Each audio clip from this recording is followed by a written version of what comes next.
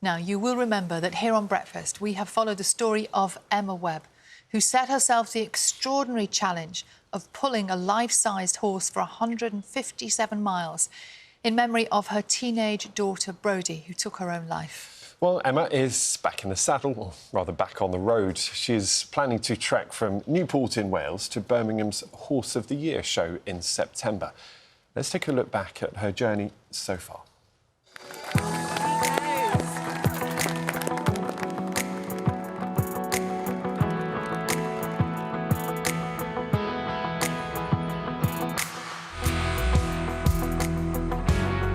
Would you like to stop for a cup of tea, anybody?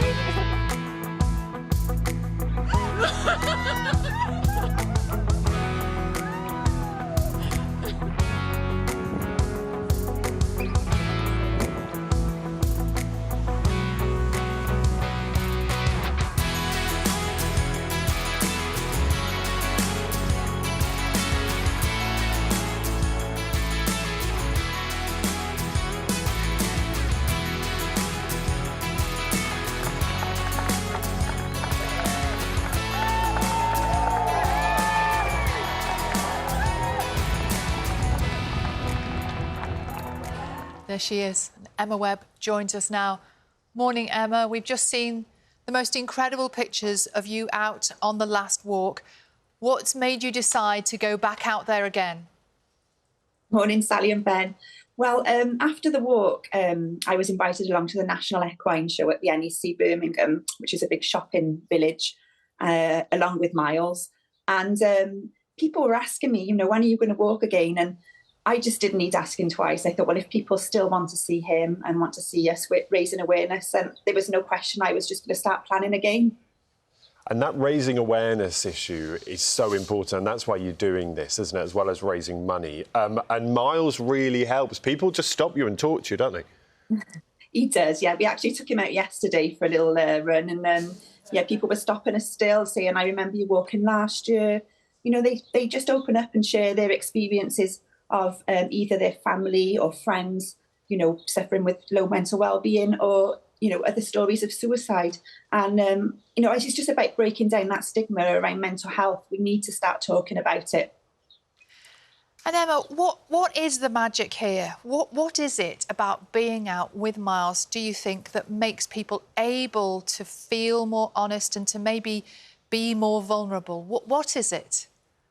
I just think he's an icebreaker. People see him and come over and wonder, what he's all about. And, when you start chatting, they just tend to, I think it's because, you don't have to give eye contact, and he's just there, and they like to smooth him and pat him and talk to him. And I just think he's just a really, really good way to start a conversation around mental health. Yeah, and that eye contact issue is so important, isn't it? Because when you're walking, and we've had the three dads that have been here as well, and I know you're doing some of the work for the same charities, aren't you?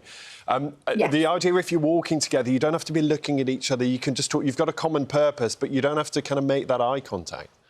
That's right, yeah. Being out in the fresh air and walking, not making that eye contact, walking alongside somebody else can make all the difference, I just think it takes that pressure off the conversation. Yeah. And Emma, what did you learn on that last walk that you will take into this next one? Well, I learned perhaps not to go down the canal path, because that was quite tricky. Fair point. But no, I just think, just to keep on going and keep on making those conversations.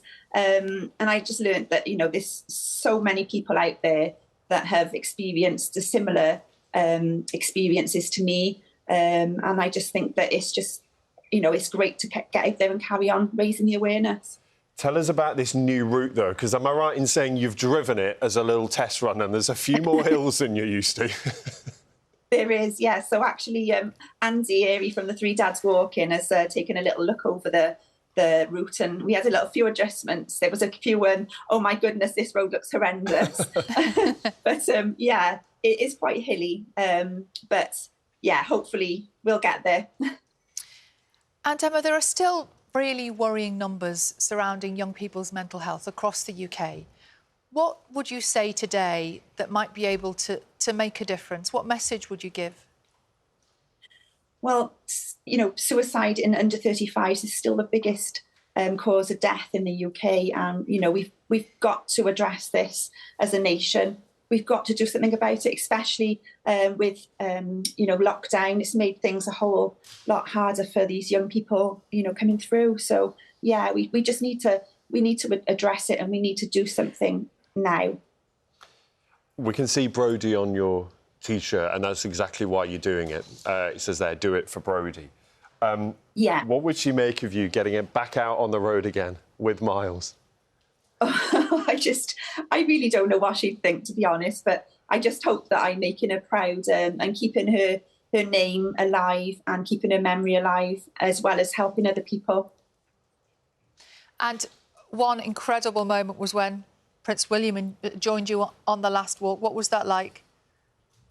Oh, I still just can't believe it even happened. But lots of people always ask me about Prince William meeting me, and I'm always grateful for him to show his support. It still feels like a really surreal experience, and I just can't believe it happened. But yeah, he was so lovely, so supportive, and I'm just so grateful to him.